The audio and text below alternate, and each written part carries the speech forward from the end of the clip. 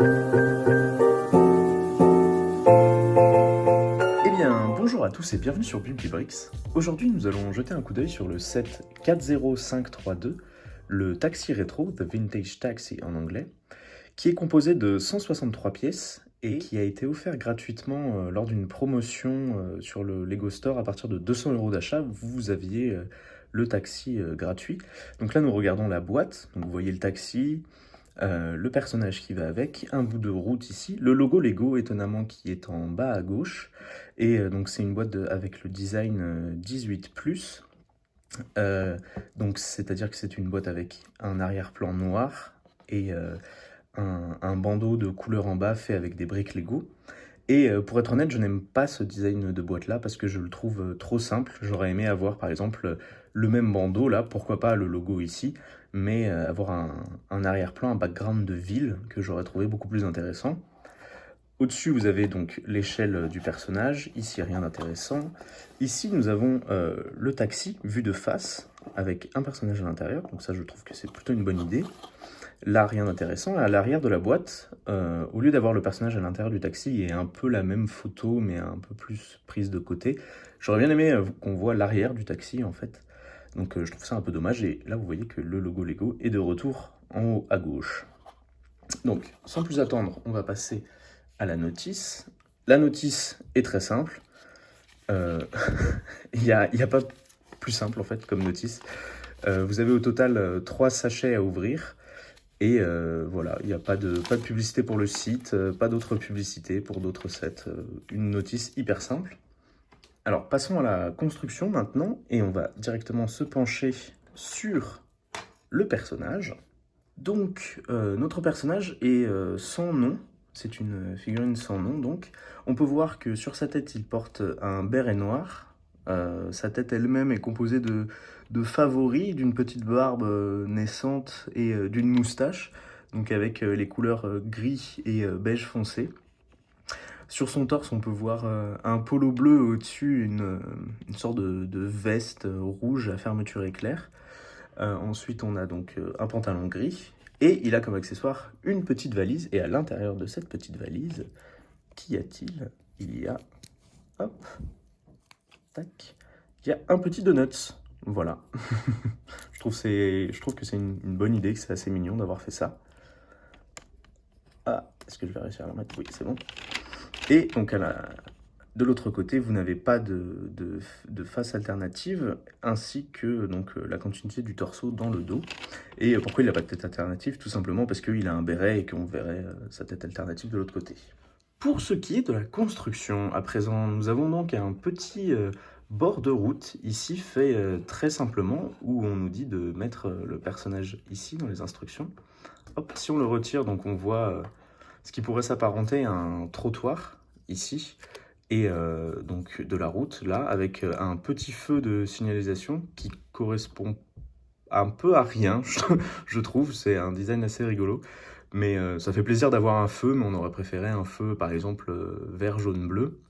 Ici, on a une poubelle verte, donc qui est très intéressante, car on peut soulever le couvercle, si vous ne connaissez pas cette technique-là.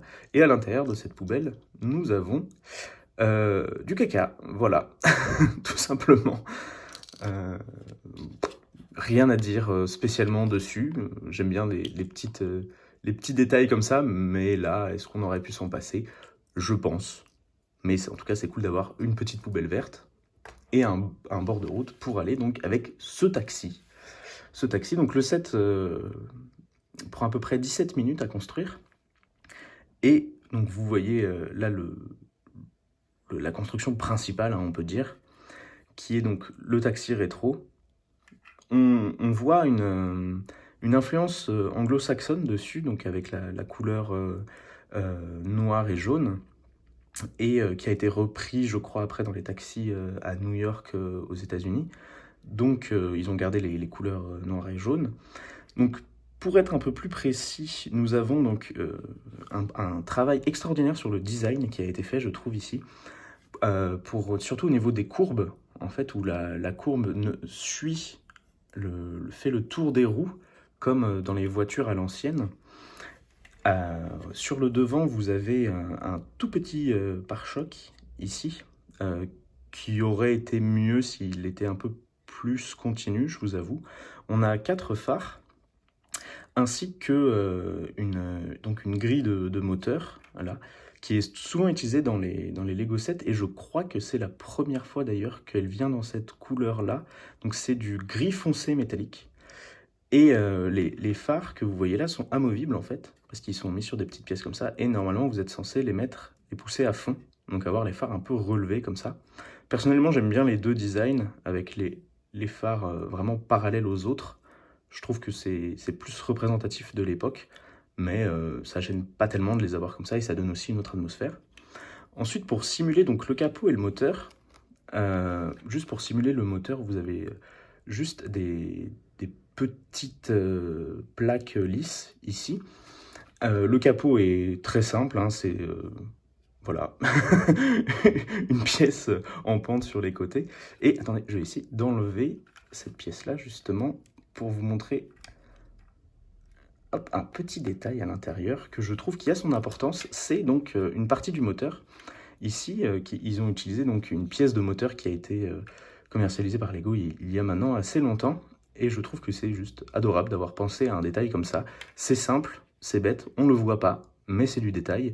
Et ça fait plaisir, surtout pour un set qui est gratuit en fait.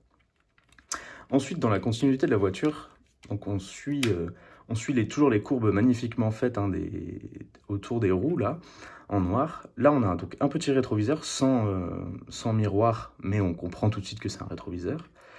Là, on peut soulever, hop, le capot ici, enfin plus le toit du véhicule, et voir que donc on a de l'espace pour un petit volant à l'intérieur, et surtout on a de l'espace pour mettre 2 figurines, donc on peut avoir vraiment le conducteur du taxi et la personne qui l'embauche pour l'amener d'un point A à un point B, ainsi que une petite place dans le coffre. Donc par exemple, si on prend notre personnage, on peut très bien mettre sa valise, hop, ici dans le coffre, et le faire s'asseoir, soit à la place du conducteur, soit à la place du passager. Dans les instructions, ce qui est assez drôle d'ailleurs dans les instructions, c'est qu'ils nous disent de placer le personnage à 2 endroits différents. Attendez, je vous montre ça tout de suite. C'est assez drôle.